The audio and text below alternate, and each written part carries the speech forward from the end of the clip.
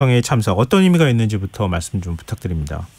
네, G7 정상회의는 잘 아시는 것처럼 세계, 미국이라든지 영국, 프랑스, 일본, 이탈리아, 캐나다 이런 세계 주요 선진국들이 매년 모여서 여는 국제적인 포럼이라고 할까요? 이런 그런 회의거든요. 그런 협의체에 한국이 2020년 이후로 거의 매년 참가한다라는 것은 아무래도 한국의 신장된 국력을 반영하는 거라고 생각을 하고 있고요. 네. 어쨌든 한일 정상회담, 한미 정상회담, 숨가쁜 윤석열 정부에서 외교 행보를 보여왔고요. 이런 양자회담의 성과를 바탕으로 해서 이제 다자 무대에서 우리의 국익을 담보하는 모습을 보여주는 거기 때문에 아무래도 한미일 정상회담이라든지 그리고 G7 정상들과의 양자회담도 있고요. 그런 부분에서 어떠한 성과를 낼 수 있을지 굉장히 주목이 가는 그런 회의다 이렇게 생각하고 있습니다.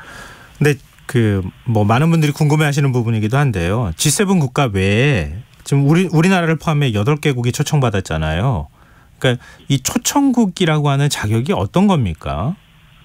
다자회의에서 회의를 하는 의장국, 올해 하는 의장국 이외에 한국이나 호주, 인도 같이 굉장히 중요한 국가들이 G7 정상회의에 참여를 한다. 그러니까 옵저버로 참석을 하는 건데요. 그러니까 주에 주목해 보실 부분이 한국뿐만 아니라 호주, 인도, 브라질 이러한 각 대륙의 주요 국가들이 G7 국가 이외에 주요한 국가들이 초청을 받았다는 거예요. 그러면 말씀해 주신 것처럼 한국이 갖고 있는 강점, 호주가 갖고 있는 강점, 인도가 갖고 있는 강점, 그리고 브라질이 갖고 있는 강점을 보시면 아무래도 아시아 대륙, 그다음에 동남아시아, 그리고 이제 오세아니아, 남미 대륙 이런 부분에서 굉장히 세력이 굉장히 큰 아무래도 좀 주요한 국가들이고요. 한국 같은 경우에 잘 아시는 것처럼 군사력이나 경제력 이런 부분에서 탑 10에 들어가는 국가고요. 브라질 같은 경우에는 남미 대륙의 맹주거든요. 그런 부분이 인도 같은 경우는 서남아시아의 맹주 아니겠습니까? 호주 같은 경우에는 오세아니아 지역에서 미국의 중요한 동맹이고요. 굉장히 광물이나 이런 부분에서 미국의 주요한 영내 동맹국으로 구성을 하고 있기 때문에 아무래도 중국 견제라든지 러시아 견제 이런 부분에 있어서 G7 국가들과 협력할 수 있는 힘이 있으면서도 협력이 가능한 그런 국가들 중심으로 모았단다. 이렇게 보시면 더 적절할 것 같습니다. 초청받은 것은 적지 않은 의미가 있다. 상당한 의미가 있다. 이런 말씀이신데 그럼 G7 정상회의 때 초청국도 혹시 같이 회의에 참석하거나 그렇습니까? 아무래도 좀 나눠서 보셔야 돼요. G7 정상회의는 7개 국가 그리고 EU의 의장이 들어가서 하는 거고요. 우리 정상이나 초청국 정상들이 함께 들어가는 확대 정상회의가 되는 거죠. 그렇기 때문에 G7 정상회의에서는 G7 정식 회원국들이 논의를 하는 거고요. 거기에서 이제 공동성명이 나오는 겁니다. 그래서 우크라이나 전쟁이라든지 중국 문제 관련돼서 공동성명이 나오는 거고, 저희는 이제 확대 정상회의에서 이제 에너지라든지 식량, 기후변화 이런 부분에서 메시지를 내는 거기 때문에 좀 민감한 중국 문제 이런 부분에 있어서는 G7과 함께 참여하는 그런 책임을 좀 벌 수 있는 그런 이점도 있습니다. 그럼 이번 G7 정상회의 주요 의제는 어떤 게 될 거라고 보십니까? 모두 말씀드린 것처럼 G7 정상회의가 세계 주요국들의 모임이고요. 당시에 주요한 글로벌 의제를 다루는 거거든요. 그러니까 올해 주요한 의제라는 게 우크라이나 전쟁이 들어올 거고요. 그다음에 이제 기후변화랑도 들어올 거고, 에너지, 그다음에 식량 안보, 이와 더불어서 중국 견제 이런 부분이 있죠. 경제 안보를 중심으로 해서 이제 첨단 기술 분야 중심으로 해서 중국의 견제를 어떻게 미국 주도로 해서 서방 국가들이 얼마만큼 동참을 할 것이냐 이런 부분에서 논의가 되고 있기 때문에 아무래도 우크라이나 전쟁을 통해서 러시아를 갖다 견제하는 부분 그리고 이제 경제 안보 측면에서 중국의 부상을 견제하는 부분. 이 부분이 아무래도 가장 관심이 크지 않을까 생각하고 있습니다. 근데 과거 국제 정상회의가 있을 때마다 기후변화나 에너지 식량 안보 문제 얘기가 됐지만 구체적인 합의 성과가 이렇게 탁 나와서 뭔가 이렇게 명징한 뭔가의 어떤 대안이 나오거나 이거는 좀 나오기가 쉽지는 않잖아요. 그러니까 자연스럽게 우크라이나하고 그다음에 중국 문제 어떻게 대처할 것이냐 이 부분에 좀 관심이 더 쏠릴 수밖에 없는 것 같은데요. 지금 중국과 관련해서는 메시지가 하나로 일치되지 않을 것이다라는 얘기가 있었거든요. 그러니까 유럽 특히 이제 프랑스가 좀 주저하는 것 같다라는 얘기가 있었는데 중국과 관련해서는 어떤 결과가 나올 거라고 보십니까? 좀 지켜봐야 될 것 같은데, 왜냐면 그 외무장관 회담에서는 공통된 어떤 성명이 나오지 못했어요. 그래서 이제 정상 그 수준으로 이제 그 책임을 좀 이렇게 돌리는 이러한 부분을 보여주긴 했는데요. 그렇지만 지금 미국 측에서 언론 보도를 하는 거 보면, 분위기를 잡아가는 걸 보면, 그래도 이번에는 G7 정상들이 중국 견제에 있어가지고 보다 더 과거보다는 진일보된 그러한 목소리를 낼 거다, 이런 부분에 굉장히 자신만만한 모습을 보여주고 있거든요. 네. 그렇기 때문에 그런 부분에 있어서는 중국을 명시하지는 않겠지만 아무래도 이제 그 힘에 의해서 현상을 변경을 한다든가 어떤 그 보편적 원칙에 기반한 자유로운 경제 어떤 그 교역 부분에 있어서의 이런 부분을 저해하는 부분에 있어서는 굉장히 단호하게 대응을 할 거다. 이런 부분을 갖다 강조하면서 실질적으로는 중국을 견제하는 이런 모습을 보여줄 거다. 그리고 그와 관련해서 굉장히 좀 흥미로운 개념이 하나가 나오는데요.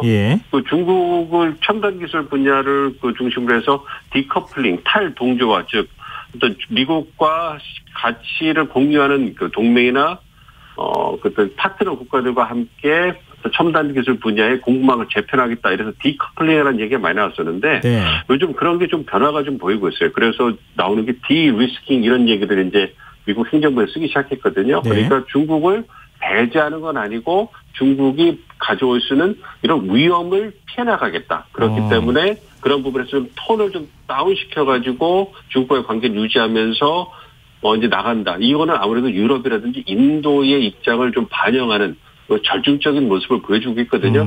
아무래도 그런 부분을 본다면 미국이 어떤 주도해서 G7 국가들이 따라가긴 하겠지만 말씀해 주신 것처럼 유럽 국가들 각국이 갖고 있는 경제적 이해관계가 다르기 때문에 이런 부분을 조율해서 조금씩 현실적으로 좀 톤을 다운시키는 좀 절충된 이러한 결과물이 나오지 않을까 이렇게 생각도 하고 있습니다.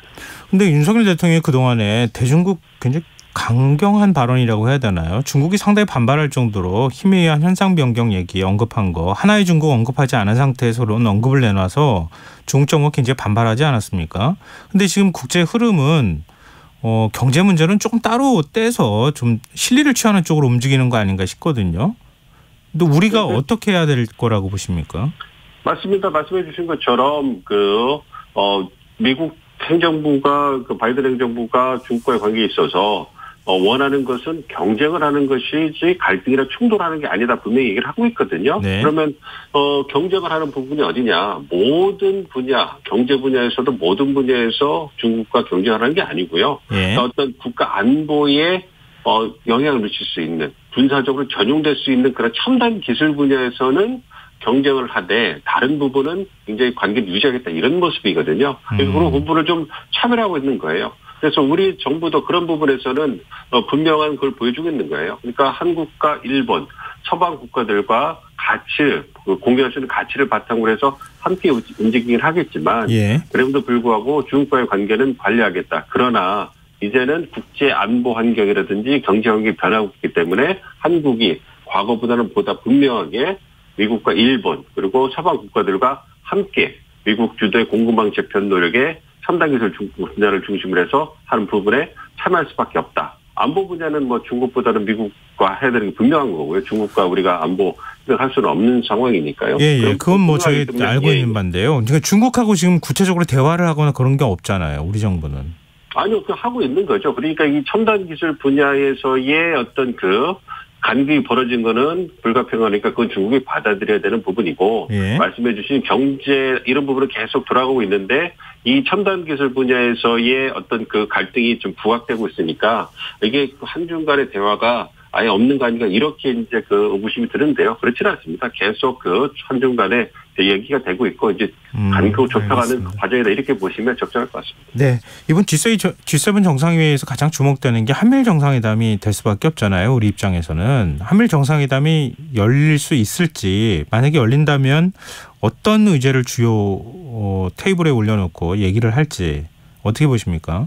뭐 21일 날 한미일 정상회담이 열릴 거라고 좀 보고 있고요. 근데 이제 정확하게 시간을 갖다가 얘기하지 못하는 건 이게 다자회의이기 때문에 굉장히 일정이 빡빡합니다. 그래서 미국도 그렇고 한국도 그렇고 일본도 그렇고 다양한 양자회담하고 다자회담을 해야 되기 때문에 이게 정확하게 시간을 뭐 확정할 수가 없는 상황이에요. 그렇기 때문에 삼국 간의 일정을 조율하다 보니까 21일 날 개최하는 것은 유력한데 그 시간이 언제 될 것이 이 부분은 최종까지 조율하는 부분이 있고요. 뭐 이와 더불어서 한미일 정상회담이 열리면 아무래도 잘 아시는 것처럼 이제 안보 분야죠. 북한의 핵 미사일 위협에 대응하기 위해서 지금까지 많은 논의가 되어 왔잖아요. 그 부분에 대해서 이제 삼국이 모여서 다시 한번 확인하고 향후 실무적인 구체화 작업을 위해서 정상 수준을 확인하는 이런 부분하고요. 아무래도 이제 경제안보 부분에서 첨단 기술 분야에서 삼국이 어떻게 반도체나 대용량 배터리, 뭐 바이오 분야에서 협력을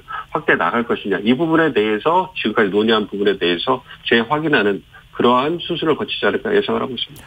근데 지금 그 미국이 그동안에 우리는 KAMD라고 해가지고 별도의 어떤 미사일 방어 체계를 구축해 왔잖아요. 근데 MD에 편입될 것이다라고 하는 우려가 있는데 그 부분에 대해서는 어떻게 보십니까?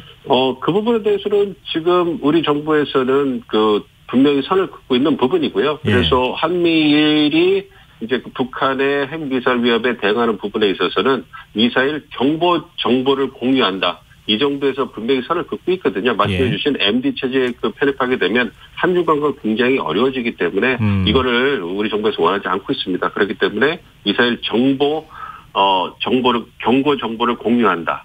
즉 이거는 그 제한적으로 북한이 미사일을 발사했을 때 어디서 미사일이 발사가 됐고 어느 방향으로 날아가고 어디에 떨어질 거다. 이 정도만 공유하는 거지. 그것도 삼국의 시스템을 통해서 공유하는 거지. 그 이외에 뭐 탐지하거나 추적하고 교전 정보 이런 부분에 대해서는 한미가 양국 간에 공유하고 있는 부분입니다. 그래서 분명히 선을 걷고 있고요. 그렇기 때문에 MD에 편입다 이런 부분에 대해서는 정부에서 분명히 선을 긋고 있기 때문에 그 부분은 아직은 뭐 우려할 부분은 아니다 이렇게 생각하고 있습니다. 네, 알겠습니다. 오늘 말씀 여기까지 듣겠습니다. 지금까지 민정훈 국립외교원 미주연구부 교수였습니다. 고맙습니다. 예, 감사합니다. 네.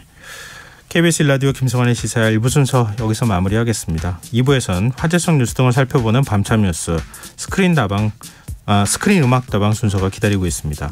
전 11시 정각 2부에 다시 오겠습니다.